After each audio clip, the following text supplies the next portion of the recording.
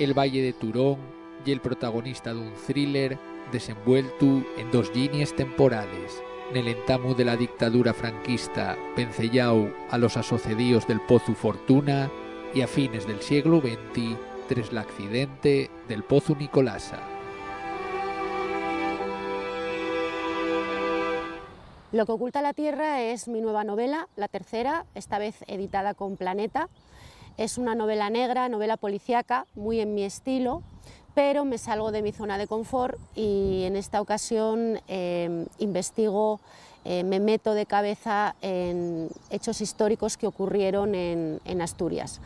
Es novela policíaca, repito, ambientada en el Valle de Turón, cuenca minera de Asturias, y está estructurada en dos líneas temporales diferentes. Una, 1940, donde vamos a ver a una mujer asesinada en el Pozo Fortuna en los dos últimos días de su vida, y la otra trama ambientada en 1995, que es donde se desarrolla la investigación policial. Realmente lo que oculta la Tierra es una crónica histórica para contar lo que ocurrió en el Pozo Fortuna entre 1937 y 1940.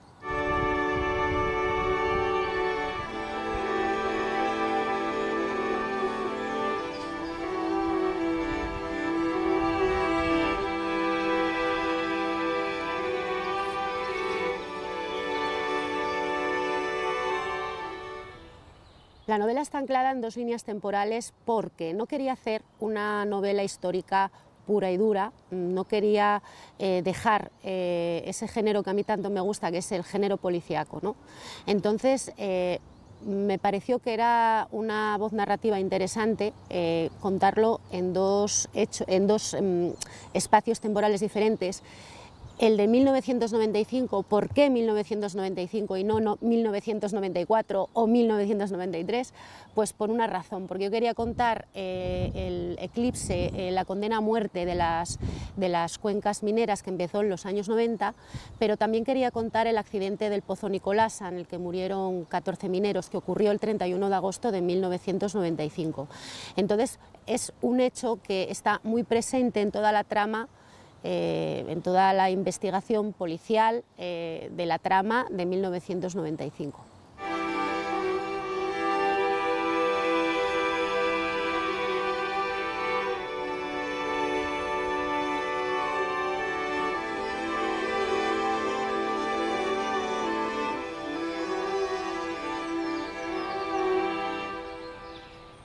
En lo que oculta la Tierra, la investigación policial va a cargo de la Guardia Civil por razones evidentes, ya que los crímenes se desarrollan, se cometen en el Valle de Turón, que es zona rural, y es una investigación que me interesó mucho desarrollarla porque es una investigación a la que no estoy acostumbrada, dado que se trata de una investigación analógica.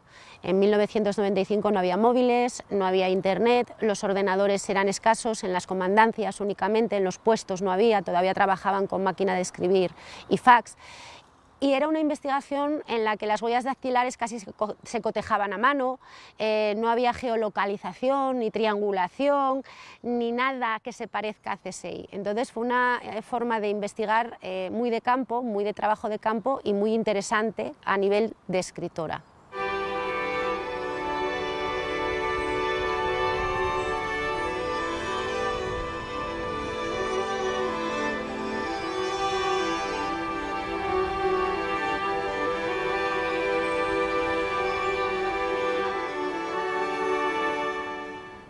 La historia que cuenta lo que oculta la Tierra es la historia desgraciada del Pozo Fortuna, la historia de ese pozo que en un primer momento se excavó para extraer carbón y acabó siendo utilizado para ejecutar a opositores al régimen.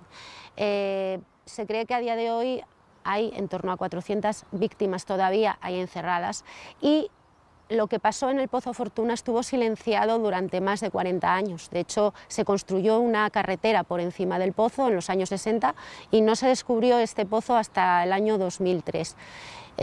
Yo creo que es importante recuperar la memoria histórica. Yo creo que es muy importante entender de dónde venimos, para conocer de dónde venimos, para entender quiénes somos y dónde estamos.